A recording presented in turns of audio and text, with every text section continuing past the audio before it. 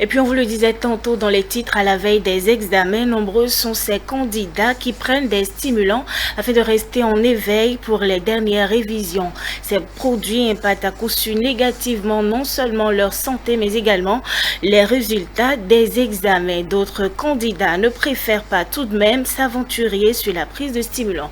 Regardez cet élément d'Aziza Chamou, vous en saurez davantage. Encore quelques jours et les candidats aux examens nationaux plancheront pour les différentes épreuves écrites. Avant ces échéances, l'heure est au dernier réglage chez les différents candidats. Si chez les uns, tout est déjà fin prêt, chez d'autres par contre, tel n'est pas le cas.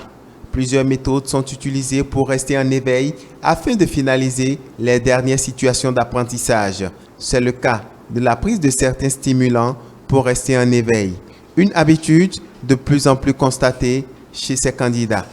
Honnêtement, moi j'utilise les méthodes traditionnelles, les feuilles de laurier, les citronnelles et puis du miel.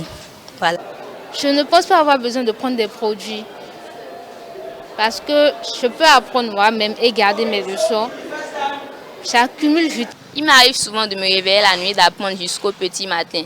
Mais avant ça, je me suis dit à reposer pour un bon moment, puis pour apprêter l'organisme à apprendre jusqu'au petit matin. Pour le psychopédagogue Victor Padono, l'usage de ces stimulants sous diverses formes ne profite en rien ces candidats. Bien au contraire, elles constituent pour ces derniers des troubles psychologiques et mentaux. Ce n'est pas bon de prendre ces produits-là. Cela aboutit à un déficit de sommeil qui s'accumule sur des jours ou bien sur des nuits. Ce n'est pas maintenant qu'il faut prendre des produits, des stimulants, des produits dopants pour veiller, non. Quand vous voyez l'élève le matin, vous pouvez déduire qu'il a veillé ou s'il n'a pas veillé. Alors si le lendemain, ils ont un cours à 7 heures, ça leur fait, disons, 3 heures, 4 heures de sommeil, ce qui n'est pas bon pour l'organisme. Et le matin, quand vous les voyez, bon, vraiment, ils sont fatigués. Il y a certains qui somnolent même. Au collège d'enseignement général Sainte-Rita de Cotonou, le phénomène est peu connu. Néanmoins, le surveillant général du dit collège donne quelques astuces aux concernés. C'est d'abord de ne pas changer ses habitudes de travail.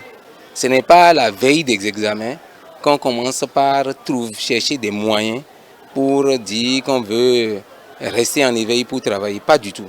C'est des problèmes. Donc il faut carrément éviter ces choses-là. Bonne organisation, reprendre les exercices que nous sommes en train de faire avec eux à la maison. Par exemple, respecter les heures de sommeil, et ne pas chercher à aller au-delà. Par exemple, ne pas changer ses habitudes alimentaires, ses habitudes de travail, c'est-à-dire ses heures de travail, de ne pas les changer. En plus d'une bonne organisation de son planning de révision, les candidats sont invités à respecter les horaires indiqués pour le repos et ceci pour une bonne santé mentale et psychologique.